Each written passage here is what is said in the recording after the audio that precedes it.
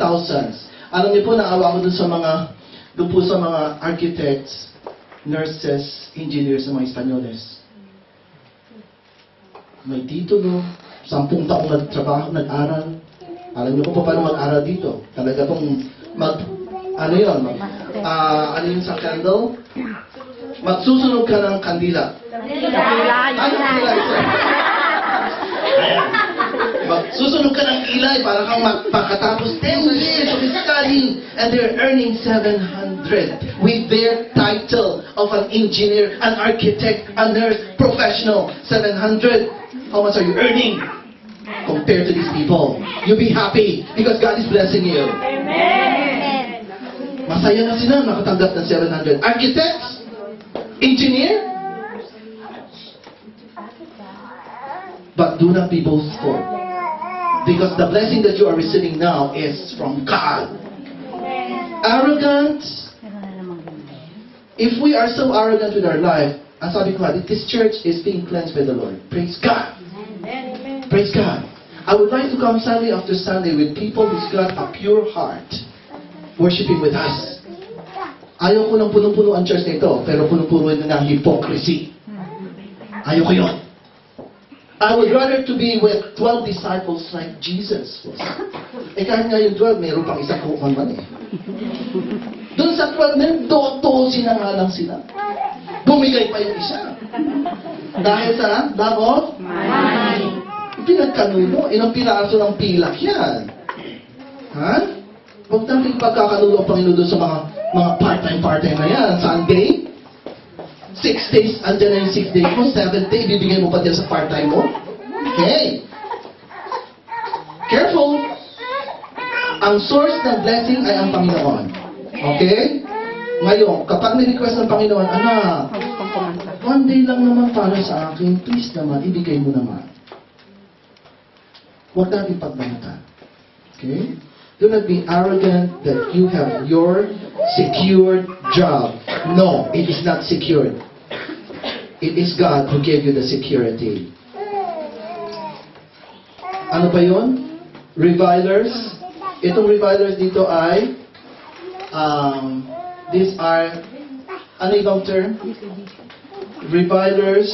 Hindi. Yung revilers, they mock people. Scoffers. Ha?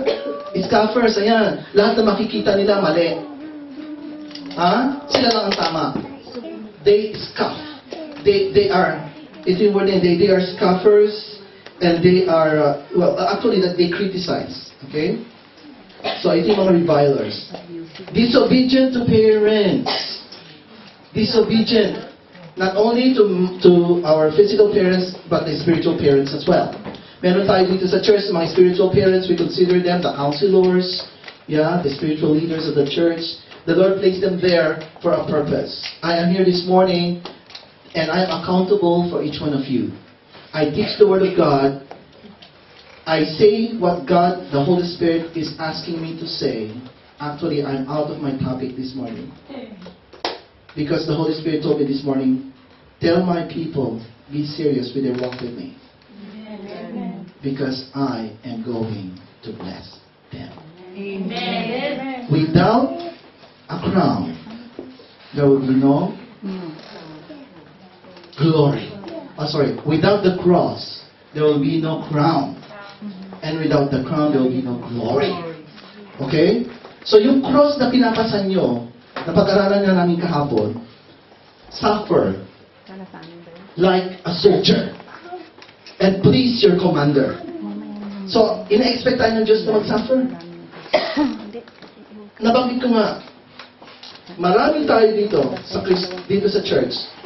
We are serving God and we're expecting applause. Pupunta tayo dito sa harap. Give glory to me because I am so good. You know what? That is reviling. That is scoffing. When the Lord told you to serve Him, expect to suffer. At sabihin ko sa inyo, yun nga mga tanong, Pastor, kung kailan ako nag-commit sa ushering, kung kailan ako nag-commit sa Fire Vision, kung kailan ako nag-commit sa mga ministry sa church, lalong tumindi ang aking mga pagsubok sa buhay. Lalo ako nagsasuffer, ayaw ko na. Ikigiba ko na lahat. Hindi ko na kaya. What do you expect? Nung sinunod ni Jesus yung kanyang ama, ano nangyari sa kanya? Ipinako siya sa krus. When we obey the Father, when we obey God, somebody will crucify us. Somebody will crucify you and me. At pag dumating yung point na yun, be strong. Napag-usapan nga namin si Peter. Si Jesus ipinako sa krus. Siya patiwarik na ipinako. But he was able to bear it because he expected kung paano yung master niya nag-suffer, ganun din siya. Are you willing to suffer for God's sake? Amen. Ay, konting hindi ako pinansin, konting hindi pagkakaintindihan, ayaw ko na. I give up.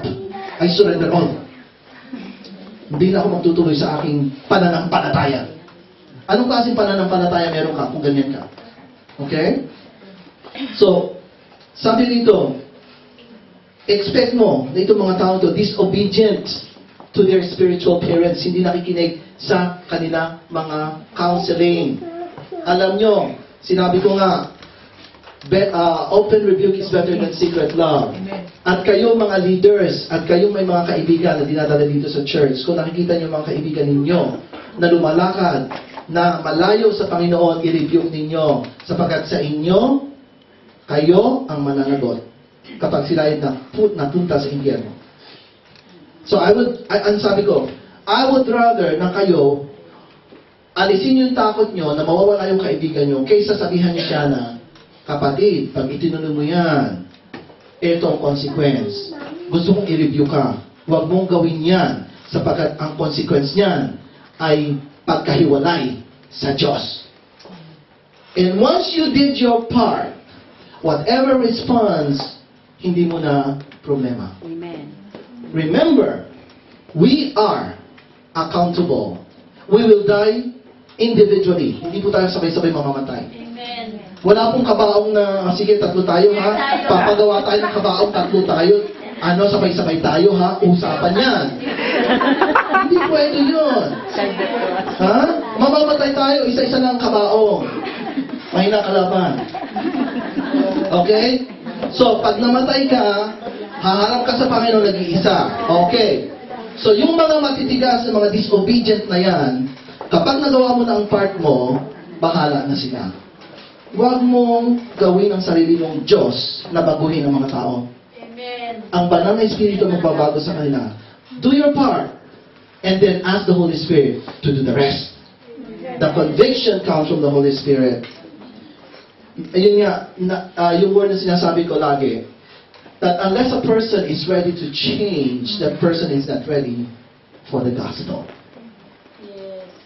Hindi po ang tao mandadala lamang sa ganda ng istorya ng Christmas at sa ganda ng istorya ng Holy Week. Hindi po nila nadadala. Marami pong tao na alam ang istorya ng Holy Week. Alam ang istorya ng Christmas. Pero wala pong kahulugan. Not unless we are ready to change, the gospel is not yet ready for us.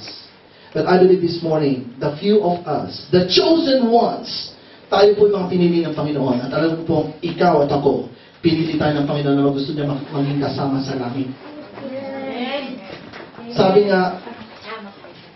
Sabi nga, we might be faithless, but God will never, ever neglect, never disown us. Marami po tayong kahinaan. Aminin po natin yan. Huwag niyo pong sabihin na, Pastor, hindi pa ako perfecto. Paano yan? Well, hindi ka talaga perfecto. Aminin mo yan. But, gawa mo ng remedyo. Hindi yung, ay ganito na ako, mamamatay ako ganito. No. Kapag ang una ng solusyon sa pag-solve ng problema ay kilalanin ang problema. Alamin ang problema. And from there, move on. Do something. Improve, change, listen. Meditate on the Word and the Holy Spirit will transform you. And praise God for the Word of God that really help us to grow, mature in our walk with God. We are disobedient, we are ungrateful, unholy. Yung ungratefulness natin, yung ang sinabi ko, 10 lepers were healed, only one returned back to God. Wag po tayo, praise God. Every time na meron tayong blessing, we run to the stage and we testify. Totoo po yan, maganda po yan. Yan po ay biblical. Sapagkat, alam niyo po, hindi niyo na alam, blessed na blessed po ang lahat sa mga maliliit na patutunayan na that has been proving us na powerful ang God sa buhay mo. Kasi meron pa po dito hindi pa nakakaranas ng kapangyarihan ng Diyos kasi duda sila. Pero pag nakakarinig po sila ng true to life testimonies, nababago po ang puso nila. And you are the instruments. At kayo po na tumatayo dito sa harap, ayon sa aming napag-aralan kahapon, you are considered to be gold and silver. You are considered to be an honorable instrument for God. Alam niyo kung bakit kinakatayo dito sa harap? Alam niyo kung bakit kinakapag-testify? Kasi nadanasan yung totoo nga ang Diyos sa buhay niyo. Amen. And you have the authority, you have the conviction, you have the power to say to everyone, look, I am not ashamed to tell you the truth. God is faithful. Amen. And you are gold and silver. Wala man kayong laman sa bulsa.